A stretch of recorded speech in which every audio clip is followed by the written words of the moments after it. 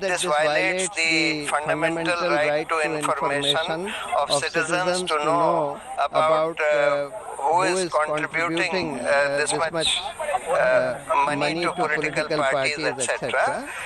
नमस्कार दोस्तों, 15 फरवरी 2024 को सुप्रीम कोर्ट ने इलेक्टोरल बॉन्ड पर सुनवाई करते हुए उसे अनकॉन्स्टिट्यूशनल करार दिया। दोस्तों, इसमें कोई डाउट नहीं है कि केंद्र सरकार के लिए यह एक बहुत बड़ा झटका है, क्योंकि सुप्रीम कोर्ट ने 2018 में इंट्रोड्यूस हुआ इलेक्टोरल बॉन्ड स्कीम को अनकॉन्स्टिट्यूशनल डिक्लेयर कर दिया है। तो आइए दोस्तों, इस वीडियो में हम the dark side of electoral bond के बारे में जानते हैं। दरअसल दोस्तों, सुप्रीम कोर्ट ने अपने जजमेंट में कहा कि जो इलेक्टोरल बॉन्ड स्कीम सरकार के द्वारा 2018 में लाई गई थी वो अनकॉन्स्टिट्यूशनल है, इसको हम स्ट्राइक डाउन कर रहे हैं। साथ ही साथ सुप्रीम कोर्ट ने यह भी कहा कि ये जो इलेक्टोरल बॉन्ड स्कीम है वह right to information under article 19 के खिलाफ जाता है, इसको वायलेट करता है। तो चलिए इससे पहले आगे बढ़े, हम लोग जानते हैं कि आखिर इलेक्टोरल बॉन्ड स्कीम क्या है।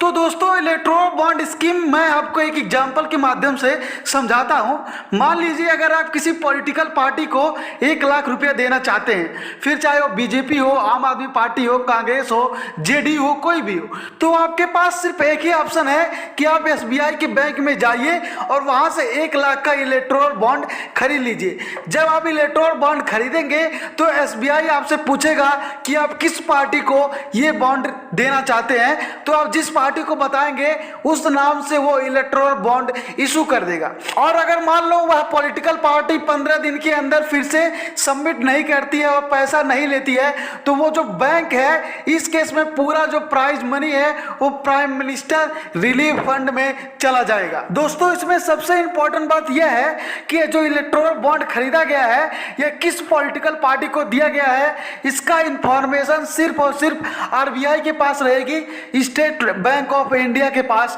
रहेगी। तो यहाँ पर जो अपोजिशन थे उनका कहना था कि देखिए, आरबीआई तो एक सरकारी संस्था है और वो सरकार से जब चाहे कुछ भी इंफॉर्मेशन साझा कर सकती है। ऐसे में जो व्यक्ति या कंपनी अपोजिशन को पैसा दे रहा है उसके विरुद्ध सरकार कार्रवाई भी कर सकती है। साथ ही साथ दोस्तों, कौन सा व्यक्ति या कौन सा कंपनी सरकार को कितना डोनेशन दे रहा है इसके बारे में पब्लिक को कोई खबर नहीं होती है और यह भी नहीं पता चल पाता है कि सरकार उसके लिए क्या कर रही है। कहीं सरकार डोनेशन लेकर उन कंपनियों को फायदा तो नहीं पहुंचा रही, ये सब बात पब्लिक को पता नहीं चल पाती है। और दोस्तों, जब 2024 में जनरल इलेक्शन आ रहा है तो भारत की जनता को सरकार द्वारा किए गए हर एक सही और गलत कार्य का पता होना चाहिए। अपोजिशन ने क्या गलत किया, क्या सही किया, इसके बारे में पता होना चाहिए, ताकि भारत की जनता एक सही पार्टी को चुन सके जो भारत को विकसित भारत बनाने में